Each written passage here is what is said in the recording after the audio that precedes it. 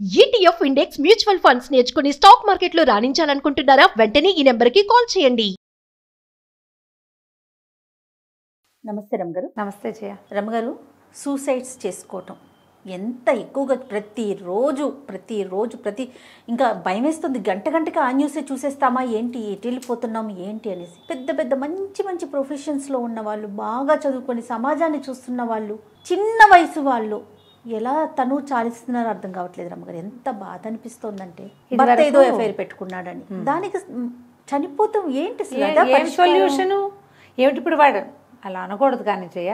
ఏమిటి ఈ మొగుడు లేకపోతే బతకలేరమ్మా? నాకు అసలు అర్థమే కాదు. వెంటనే మీరు వివాహ సంబంధాలు ఇలా అంటారా, ఏంటేంటో మాట్లాడతారు. మన సమాజం అంటే ఏం సమాజం? మనిషిని మించిన సమాజమా జయ? అస్సలు లేదండి. మనుషులు ఉంటే కదా మా సమాజం. అంతేగా. ఇప్పుడు ఒకళ్ళు ఏదో చేశారు, ఏదో అయ్యారు, దానికి అంత ఇంపార్టెన్స్ ఇవ్వద్దు. నీకు ప్రాబ్లం వచ్చింది, ప్రాణాలు చాలించుకోవద్దమ్మా. కావాలంటే ఆ బంధానికి వీడుకోలు చెప్పండి, ఒక దెబ్బకి అయిపోతుంది. కనీసం వేరే ఆప్షన్స్ ఉన్నాయి, సమాజానికి ఉపయోగపడచ్చు. మీ అమ్మా నాన్న ఉంటారు. ఎందుకోనో జయ, చిన్న పిల్లల దగ్గర నుంచి పెద్దవాళ్ల వరకు ఈ వయసు, ఈ ఆడని లేదు, మొగని లేదు, చిన్నపిల్లలని లేదు, పెద్దవాళ్ళని లేదు, చదువులేని వాడని లేదు, చదువుకున్న వాళ్ళని లేదు. చిన్న పొన్న కారణాలతోటి ఎందుకు చాలించుకోవాలి? ఇందులో నాకే విసుగ్గా ఉంది, నేనే చేయలేకపోతున్నాను, నాకే చేత కావట్లేదు, నాకే అనారోగ్యం ఉండవు.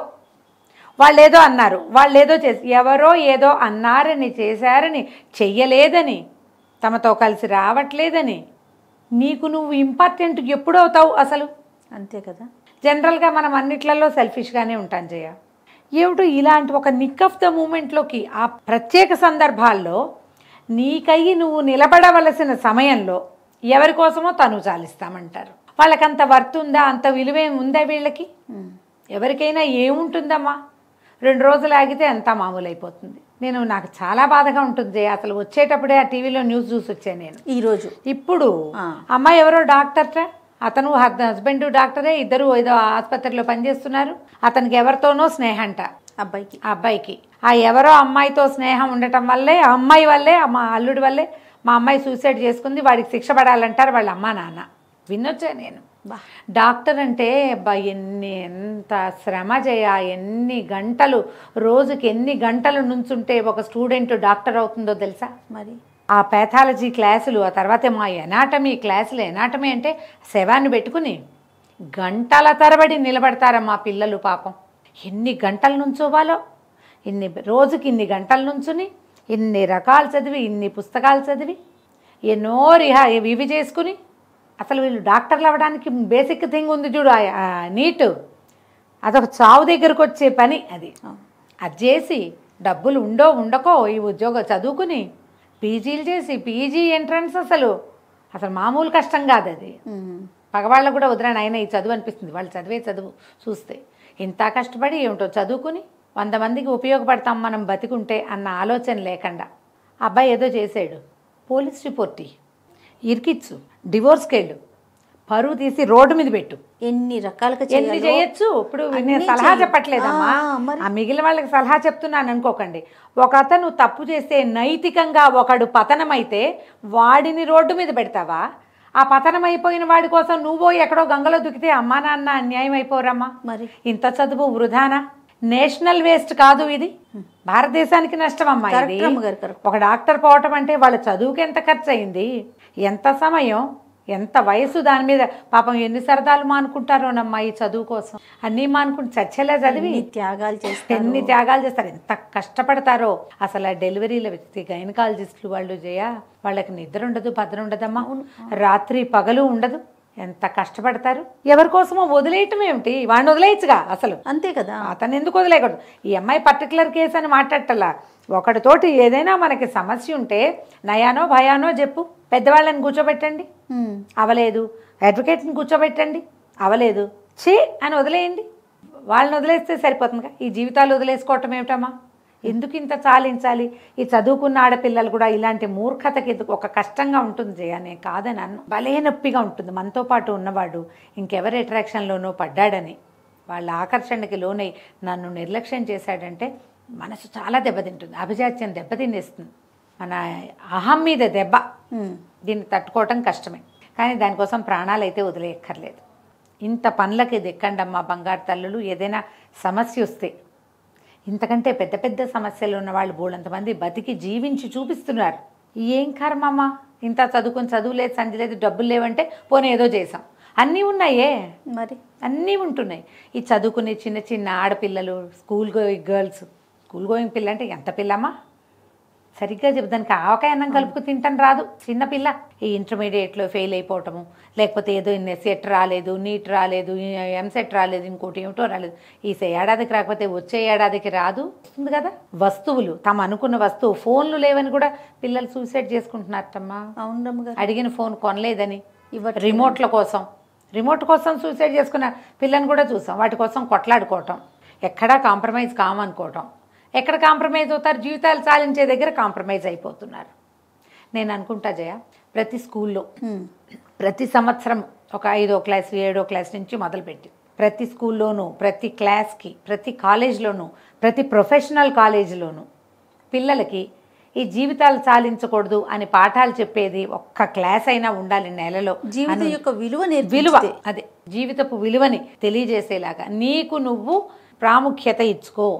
బతికుంటే బలుసాకు తినచ్చు, బతికుంటే ఇంతకంటే అద్భుతమైనది ఇంకొకటి లభిస్తుంది. ఉండాలిగా ముందు మనం, అంతే కదండి. ఇవి నేర్పాలేమో అనిపిస్తుంది. ఖచ్చితంగా అలాంటి అవసరం పడుతోంది రమ్మగారు. చాలా ఇద్దరు పిల్లలు, ముగ్గురు పిల్లలు ఉండి వాళ్ళతో భర్తలతో ఏదో సమస్య రాగానే పిల్లల్ని చంపేస్తారు, వీళ్ళు చచ్చిపోతారు. అవునండి. పిల్లల్ని తోసేయటం, తల్లి చచ్చిపోతుంది, పిల్లలు బతుకుంటారు. లేదా పిల్లలు చచ్చిపోతారు, తల్లి పిశాచి బతికే ఉంటుంది.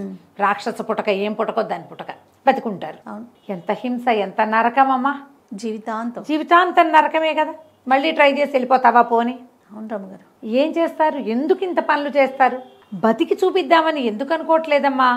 ఇన్ని రకాలు నేర్చుకుంటున్నారు ఆడపిల్లలు, ఎంతంత చదువులు చదువుతున్నారు. అసలు మన నాడు చదువు ఉందా? ఈ పరుగుందా? ఈ పోటీ ఉందా? అసలు ఇన్ని ఉద్యోగాలు ఉన్నాయా జయ? అసలు ఎక్కడ రమ్మగారు? ఏమీ లేదు. అసలు ఎన్ని అవకాశాలు ఉన్నాయమ్మా ఆడపిల్లలకి. అవును. పైగా సెకండ్ మ్యారేజ్ తప్పు కాదు మన సమాజంలో, థర్డ్ మ్యారేజ్ కూడా తప్పు కాదమ్మా. లోకల్లో అంతా చేసుకుంటూనే ఉన్నారు. అంతేగా.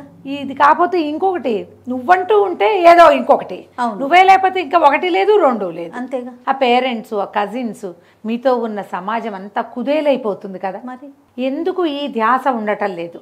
ఏదైనా ఇబ్బంది వచ్చినప్పుడు ఎవరితోటైనా మాట్లాడచ్చు కదా.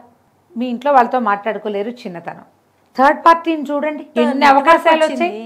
మాతో కూడా మాట్లాడచ్చు కదా. అంతే కదా. ఎవరో ఒకళ్ళతోటి మాట్లాడి దీని నుంచి తప్పించుకునే మార్గం ఏంటంటే ఈ సూసైడల్ ఐడియాస్ వస్తాయి జయ. ఇవే కాదు, అప్పులు, బాధలు, కనీస అవసరాలు తీరకపోవటం, ఏదో తెలివిగా చేస్తున్నాం అనుకుని ఎక్కడో బొక్కబోర్లా పడ్డం, మోసపోవటం, అవమానపడ్డం, డబ్బు చాలదు, ఎక్స్ప్లాయిట్ అవుతుంటారు. ఒక్కొక్క చోట ఎవరో వీళ్ళని ఎక్స్ప్లాయిట్ చేస్తారు. ఇలాంటివి వస్తాయి. ఏదొచ్చినా సరే మరణం దేనికి సొల్యూషన్ కాదు. అంతే. మీతోటి నాకు తగ్గిపోతుంది ఇది అని అనుకుంటే గనక మీ అంత స్వార్థపరులు ఇంకెవ్వరూ లేరు. మీ ఒక్కరితోటి తీరదు. మీరేదైనా ఇలాంటి పని చేస్తే మీ మొత్తం సమాజం అంతా మీద ఈ ముద్ర ఉంటుంది. అంతే. మీరు ఒక బ్యాడ్ ఎగ్జాంపుల్గా ఉంటారు. నువ్వు చాలించినట్టే ఇప్పుడు నువ్వు బాగా చదువుకున్నావు, నిన్ను చూసి మీ కజిన్ సిస్టర్స్ అందరు ముందుకు వస్తారు, ఎగ్జాంపుల్గా తీసుకుంటారు. ఇప్పుడు నువ్వు ఇలా దూకావు, అక్కడికి హతమారిపోయావు, ఇంకా లేవు, ఇక నీకు లేదు ప్రపంచం. నీతో పాటు వీళ్ళందరి ఆశని పాడు చేయలేదు. సరిగ్గా ఆలోచించండి. ఏదైనా సమస్య వస్తే బట్టబయలు చేసుకోండి, దాన్ని 10 మందికి చెప్పండి, 10 రకాల ఐడియాలు తీసుకోండి, లేదా ఒక్కరికైనా చెప్పండి. వాళ్ళు మిమ్మల్ని సరిగ్గా గైడ్ చేస్తారు. కొద్ది రోజులు గ్యాప్ తీసుకోండి, ఎక్కడికైనా వెళ్ళండి. ఈ రొటీను దైనందిన జీవితం విసుగ్గా ఉండి ఇందులో నుంచి బయటపడలేమనిపిస్తే దారి మార్చుకుంటే సరిపోతుంది. అంతే. ఆ అవకాశం ఎందుకు తీసుకోరు? ఈ అవకాశమే తీసుకుంటారు ఎందుకు? ఇందులో మళ్ళీ మగవాళ్ళ దౌష్ట్యాలు, మగవాళ్ళవేవో అలవాట్లు, వాళ్ళ పద్ధతులు, మధ్యలో వాళ్ళ తల్లులు, వాళ్ళ చెల్లెళ్ళు కూడా చేరుతుంటారు. ఉద్యోగాలు, జీతాలు సరిగా ఇవ్వకపోవటాలు, తాగుబోత్తనాలు ఎన్నో ఉంటాయి. ఏమున్నా జీవితాన్ని మించింది ఏదీ కాదు. మన జీవితమే ఇంపార్టెంట్. మనం కనుక పిల్లలుంటే మరి మన పిల్లల పరిస్థితి మరి ఏమైపోతారు? వాళ్ళు ఈ తల్లి మధ్యలో చాలించుకున్న కష్టాన్ని ఓర్చుకోలేరు. పైగా ఏదైనా ఒకటి జరిగితే జయ డైరెక్ట్గా దీనివల్లే ఇది అని తెలియదు. ఇప్పుడు మనకు జ్వరం వచ్చింది, పారాసెటమాల్ వేసుకున్నాం, గంటలో ఒళ్ళకి చెమటలు పెట్టినాయి, నీకు క్లియర్గా తెలుసు పారాసెటమాల్ వల్ల నీకు జ్వరం తగ్గింది కదా. ఎవరైనా మరణిస్తే ఈ ఒక కారణమే అని చెప్పగలమా జయ? అస్సలు ఇవాళ ఒకటి చెప్తారు, రేపొద్దున న్యూస్లో ఒకటి వస్తుంది, ఎల్లుండి పొద్దున యూట్యూబ్లో ఇంకొకటి వస్తుంది, 4 రోజుల తర్వాత ఫేస్బుక్లో ఇంకో కొత్త నిజం నిగ్గు తేలుతుంది. వీటన్నిటి మీద అన్నిటి ప్రభావము పిల్లల మీద ఉంటుంది. నెగిటివ్ ఇంపాక్ట్ వచ్చేస్తుంది కదా రమ్మగారు, చాలా వచ్చేస్తుంది. మీరు వదిలిపెట్టిన ఈ బురద కాళ్ళ మచ్చలు, మీ అడుగుజాడలు, అవి మీ పిల్లలు మోసుకోవాల్సి వస్తారు. ఆలోచించండి, తొందరపడద్దు. బతికుంటే బలుసాకైనా తినచ్చు. ఎంత చేతులు కాలినా మళ్ళీ గ్రాఫ్టింగ్ చేయించుకోవచ్చు, మళ్ళీ కొత్త జీవితాన్ని మొదలు పెట్టచ్చు. ఒకసారి చాలించాక ఇక మనం చేసేదేం లేదు. నువ్వు వెళ్ళిపోతే నీ వెనకాల ఉన్న ఈ గుర్తుల్ని, ఈ మచ్చల్ని, ఈ బురదని, ఈ బాధని, ఈ కష్టాన్ని, కుంగుబాటుని మీ సమాజం మీద రుద్దేసి వెళ్ళిపోతారు మీరు. మనం ఒకళ్ళని చాలించుకున్నామని అనుకోకండి. కూర్చుని సార్ట్అవుట్ చేసుకునే ఆలోచన చేయండి. రైట్. ఎవరితోటైనా మాట్లాడండి. ఖచ్చితంగా ఆలోచించాలి మరొక్కసారి. నమస్తే రమ్మగారు. నమస్తే.